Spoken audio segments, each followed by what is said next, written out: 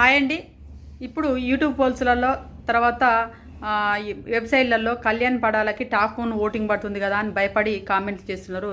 YouTube పోల్స్లలో కానీ వెబ్సైట్లో కానీ కళ్యాణ్ పడాలకు ఎక్కువ టాపింగ్లో ఏమంటారు టాప్ పొజిషన్లో ఓటింగ్ ఉన్నా కూడా భయపడకండి. ఎందుకంటే వాళ్ళ కోసం వాళ్ళ పీఆర్లు అంటే రివ్యూవర్ కాదు, వాళ్ళ పీఆర్లు డప్పు కొడుతున్నారు కాబట్టి, జనాలను మ్యానికులేట్ చేస్తున్నారు కాబట్టి, వాళ్ళ పీఆర్లు ఉన్నారు కదా, వాళ్ళ ఎవరైతే ఏ కంటెస్టెంట్స్ కోసం అయితే ఎక్కువగా పోడుతారో ఆ కంటెస్టెంట్కే వాళ్ళ పోల్లలో ఓటింగ్ అనేది ఎక్కువ పడుతుంది. గమనించుకోండి, ఎక్కువ ఓటింగ్ అనేది వాళ్ళ పోల్లలోనే ఎక్కువ ఓటింగ్ పడుతుంది.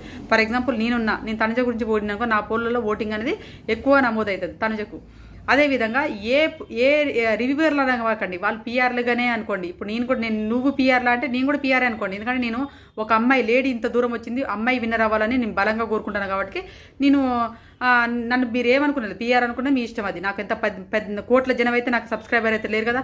కోట్ల జనం ఉన్నటువంటి సబ్స్క్రైబర్లు ఉన్నటువంటి ఛానళ్ళనే జనాలనే మ్యానికులేట్ చేస్తున్నప్పుడు వాళ్ళని పీఆర్లు అంటారో నన్ను పీఆర్లు అంటారో మీరే మీ విజ్ఞతకి వదిలేస్తున్నా. కానీ ఇక్కడ వచ్చేసి సీజన్ 6 ఉంది కదా, అట్టర్ ఫ్లాప్ అయినటువంటి సీజన్ 6 ఉంది కదా, ఆ సీజన్ 6లో ఏది శ్రీహాను మన రేవంత్ ఉన్నారు కదా, రేవంత్కి వచ్చేసి అప్పుడు టాప్ 1లో యూట్యూబ్ పోల్స్ కానీ వెబ్సైట్లో కానీ టాప్ 1లో ఓటింగ్ పడింది.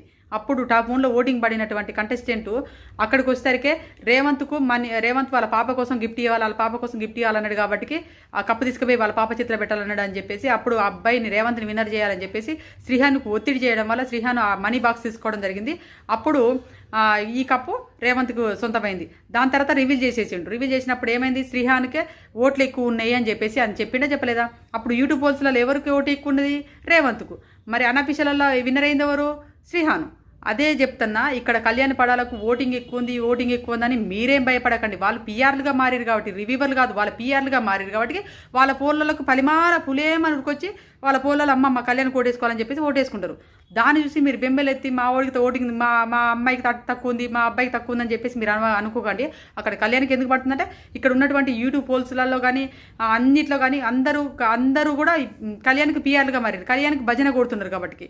అలా అర్థమైందా మీకు? కళ్యాణ్కి భజన కొట్టే దాంట్లోనే కళ్యాణ్కి ఓటింగ్ ఎక్కువ పడుతుంది. మీరు అయినా అందులో తుపాసి దాంట్లో ఎందుకు వేస్తుంది? యూట్యూబ్ పోల్స్లలో ఓట్లు వేయకండి.